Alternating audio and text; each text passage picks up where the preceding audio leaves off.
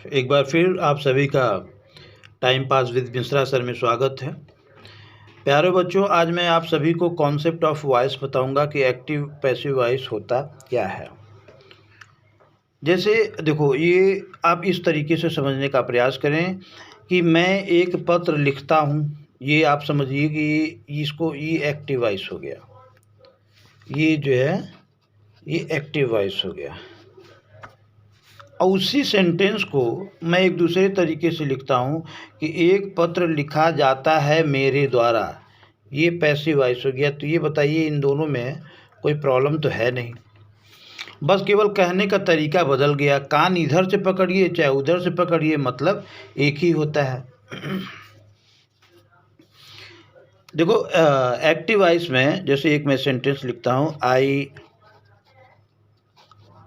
Right letter. जैसे एक sentence में जो है आप लोगों के लिए लिख देता हूँ, आई राइट अ लेटर, ठीक है। तो एक्टिव वॉइस में हमेशा जो है याद रखना, सब्जेक्ट को हम लोग बहुत ज़्यादा महत्व देते हैं। लेकिन पैसिव वॉइस में हम क्या करेंगे, हम लोग पैसिव वॉइस में ऑब्जेक्ट को बहुत ज़्यादा महत्व देते हैं, और ये तो वर्ब है ही। किसी भी सेंटेंस में ये तीनों चीज़ें होना चाहिए, याद रखना, सब्जेक्ट, वर्ब और ऑब्जेक्ट। तो एक्टिव वॉइस में हम लोग सब्जेक्ट को बहुत ज़्यादा महत्व देते हैं, ये मौसा जी को, ठीक है। लेकिन पैसिव वॉइस में हम लोग क्या करते हैं कि ऑब्जेक्ट को हम बहुत ज़्यादा महत्व देते हैं। जैसे आप हिंदी में देख लीजिए कि मैं एक पत्र लिखता हूँ, तो काम करने वाला कौन है, मैं, तो इसको हम लोग बहुत ज़्यादा महत्व दे रहे हैं, याद रखना। लेकिन इसी पैसिव वॉइस में देखिए, एक पत्र लिखा जाता है मेरे द्वारा, ये लास्ट में, इसमें महत्व किसको दिया जा रहा है, एक पत्र को, ऑब्जेक्ट को।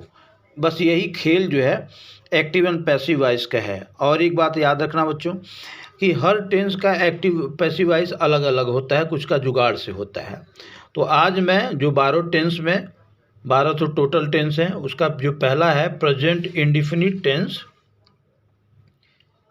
अगर मैं बताऊंगा, अगर कोई भी सेंटेंस प्रेजेंट इंडेफिनिट का आ जाए तो आप उसकी पैसिव वॉइस कैसे करेंगे। For example, I write a letter, ये सेंटेंस है।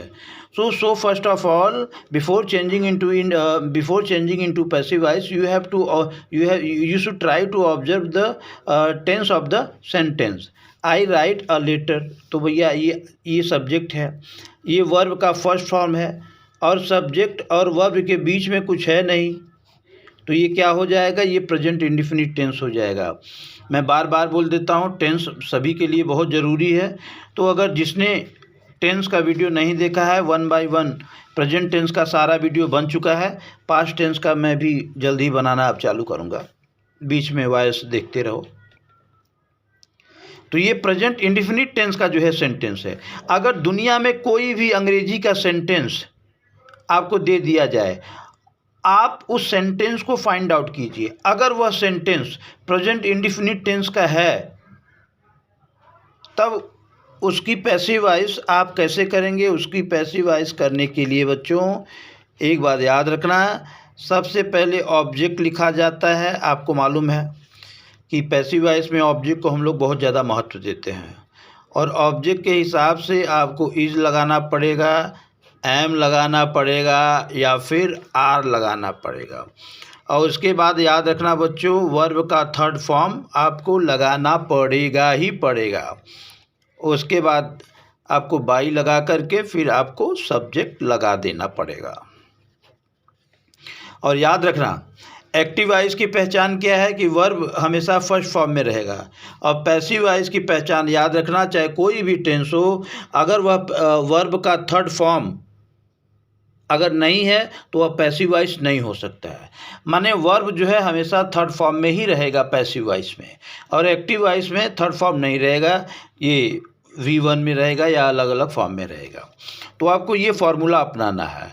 तो क्या करना है, आई राइट अ लेटर, कोई प्रॉब्लम नहीं है भैया। यहाँ ऑब्जेक्ट लिखा है, सबसे पहले हमको ऑब्जेक्ट लिखना है, तो हमने ऑब्जेक्ट लिख लिया, अ लेटर। ऑब्जेक्ट क्या है, जिसके ऊपर क्या काम किया जाता है, the aim of the subject,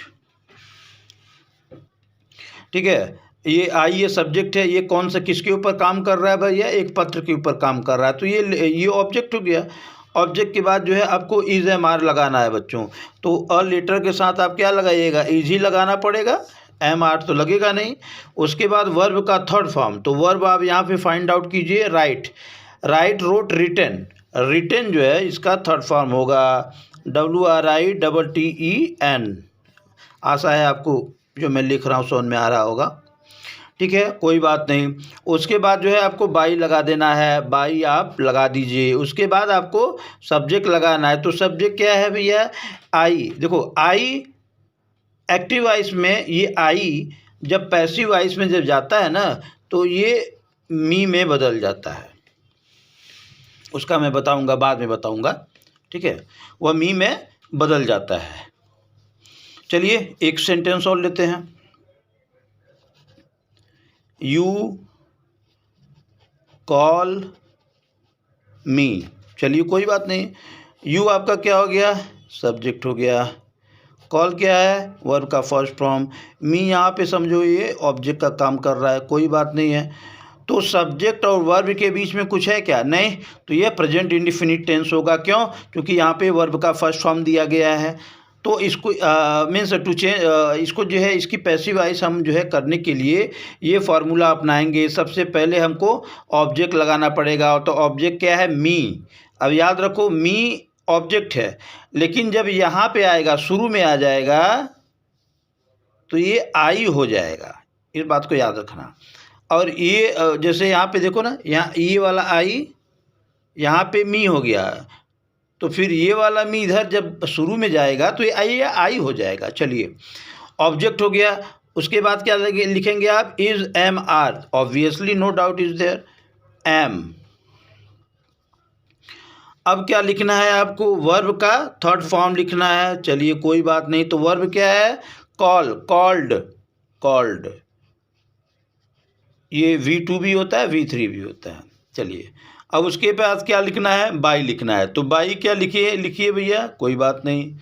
अब बाई के बाद सब्जेक्ट, सब्जेक्ट कौन है, यू, तो यू नहीं बदलता है, I am called by you.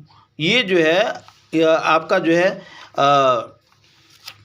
नियम कानून जो है ये आपका बताया गया है, और इस बात को याद रखना। और इसमें कुछ है नहीं, प्रेजेंट इंडिफिनिट टेंस ये आपको मैं बता रहा हूँ। और याद रखो कोई भी सेंटेंस जब प्रेजेंट इंडिफिनिट टेंस का होगा तो ये वाला फार्मूला आप लोग अपनाइएगा। सबसे पहले ऑब्जेक्ट आपको लिखना पड़ेगा, याद रखिएगा।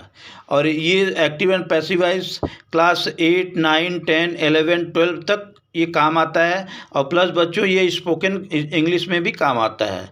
सबसे पहले आपको ऑब्जेक्ट लगाना है, ऑब्जेक्ट के हिसाब से आपको इज एम आर लगा देना है। उसके बाद जो है आपको वर्ब का थर्ड फॉर्म ही लगाना है।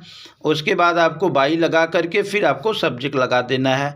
एग्जाम्पल जो है आपके सामने जो है वह दिया गया है, आई राइट अ लेटर का, a letter is written by me. जैसे एक सेंटेंस मैं और ले सकता हूँ, राम टीच राहुल। देखो नाम नहीं बदलेगा, इस बात को याद रखना है, ये भी प्रेजेंट इंडिफिनिट टेंस है। तो अब क्या है, राहुल है, राहुल इधर आ जाएगा, राहुल इज, वर्ब का थर्ड फॉर्म लगेगा, टीच का टॉट हो जाएगा, Rahul is taught by Ram. आशा बस ऐसे ही जो है ये सब होता है। बस इसको जो है आप लोग जो है बहुत ध्यान में इसको बच्चों जो है वो रखिएगा। और किसी भी माने सेंटेंस को करने से पहले उसको पहचान लीजिएगा कि वह जो है वो सेंटेंस जो है वह किस टेंस से बिलोंग करता है, क्योंकि हर टेंस का अलग अलग नियम है। ये जो है नियम जो मैंने आपको बताया है, ये जो है केवल प्रेजेंट इंडिफिनिट टेंस का नियम है। Thank you very much.